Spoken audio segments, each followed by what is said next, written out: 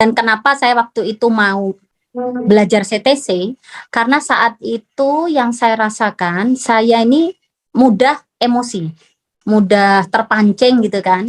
Dan terpancingnya ini terkadang bukan hanya sekedar terpancing pada orang atau emosi pada orang, tetapi juga saya tuh terkadang banyak nggak menerima gitu pada diri saya. Misalkan, wah ini kurang ini gitu, saya bawa pikiran gitu kan. Wah harusnya gini, harusnya begini gitu, saya bawa pikiran. Dan memang saya belajar CTC itu memang saya awalnya tujuannya memang untuk istilahnya untuk saya pakai diri saya sendiri. Saya kan punya kendala di mengelola emosi, baik emosi ke orang ataupun emosi sama diri saya sendiri gitu. Setelah saya belajar CTC, saya praktekkan itu tiap malam. Tiap malam sebelum tidur, itu saya selalu men-CTC. Walaupun saya tuh nggak terlalu ada yang besar yang saya ini enggak, tapi itu justru hal-hal kecil yang saya CTC, hal-hal yang sepele-sepele yang hari itu. Intinya adalah saya mau tidur itu dalam kondisi saya tidak ada beban.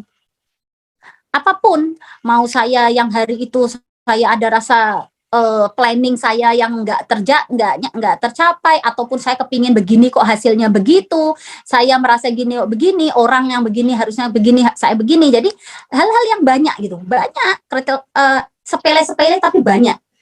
Itu selalu tiap malam saya CTC. Jadi setiap malam sebelum tidur, dalam kondisi saya sudah berbaring, itu saya selalu men-CTC diri saya sendiri. Itu saya praktekkan tuh lama, udah pokoknya sampai sekarang pun, cuman sekarang saya nggak rutin, nggak tiap hari, tapi juga pokoknya kalau ada apa-apa saya malam mau tidur saya CTC gitu.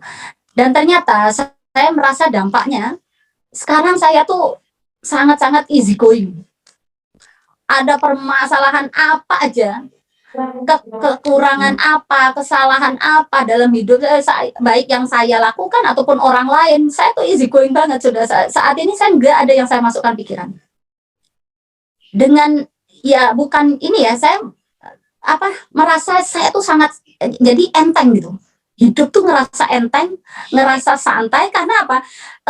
Ya apapun yang terjadi ini dalam satu hari, anak-anak saya misalkan kok ada yang kurang, harusnya begini jadi begini.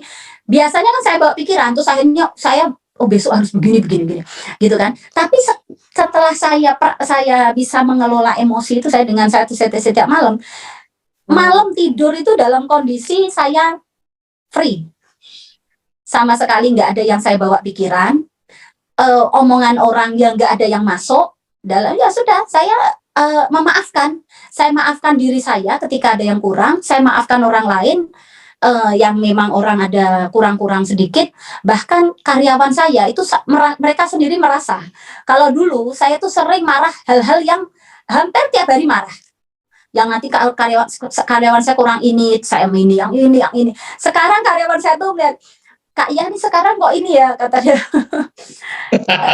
Kak Iya kok sekarang ini bahagia terus, Kak Iya sekarang katanya. Jadi nggak saya itu, ya walaupun salahnya masih Mbak Jumala, salah sering. Wong karyawan saya ada masih nggak sesuai, masih ini, tapi beda gitu loh. Saya kalau sekarang saya tetap ngasih tahu kesalahan mereka, tapi tidak bawa emosi, nggak pakai emosi. Dan ternyata saya rasakan emosi itu justru sebenarnya bukan hanya bukan hanya terdampak pada karyawan saya, tapi sebetulnya kan ke diri saya sendiri juga. Saya jadinya stres, merasa ini nggak terima gitu. Nah sekarang karyawan saya mereka mau model apa aja, saya easy going, nggak begitu itu. Saya kasih tahu sekedar ini. Dan saya kan ini Pak Jumala, saat ini itu kan organisasi kan banyak. Saya ada pokoknya sekitar 13 organisasi. Itu satu pun organisasi itu ya nggak, ya permasalahan organisasi itu kan kompleks ya. Itu Pak Jumala.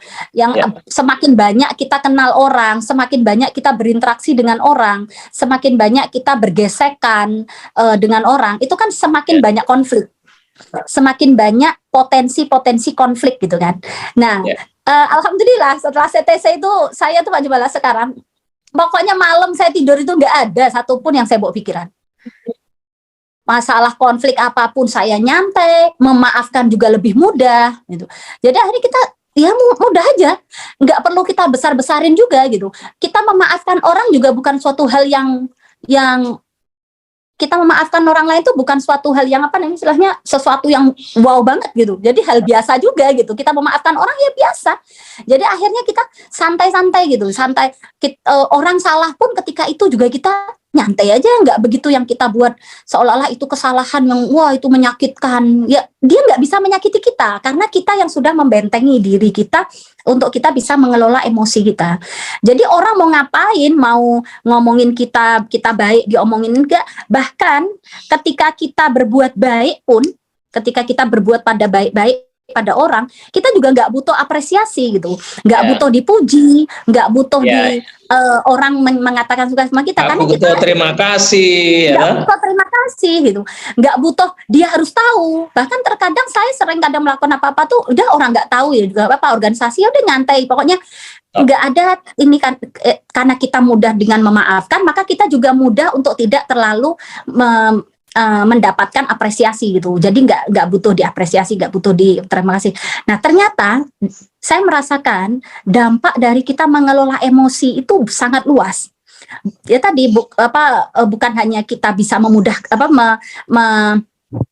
memaafkan kesalahan orang, bahkan tadi sampai ketika orang juga kita juga tidak terlalu mengharapkan kebaikan orang dari sisi pujian atau apapun itu.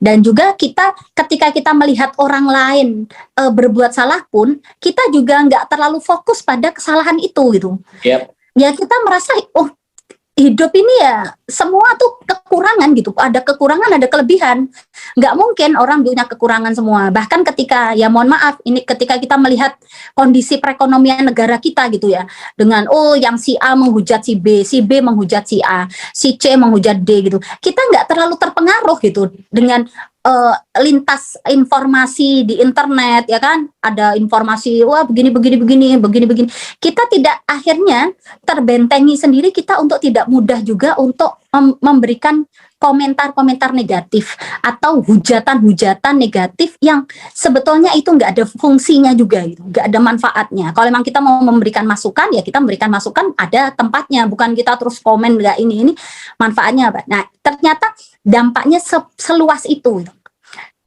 sebesar itu dampaknya. Jadi kita juga bisa tidak ketika anak-anak yang ya namanya kita orang tua ya, mungkin ibu-ibu ngerasa lah kita anak-anak kita tuh kan kadang kita kepingin anak kita misalkan menghafal Qurannya itu cepet atau apa, itu ada target-target atau ada keinginan-keinginan harapan-harapan kita yang sangat besar itu kita akhirnya tidak terlalu berambisi untuk tercapai.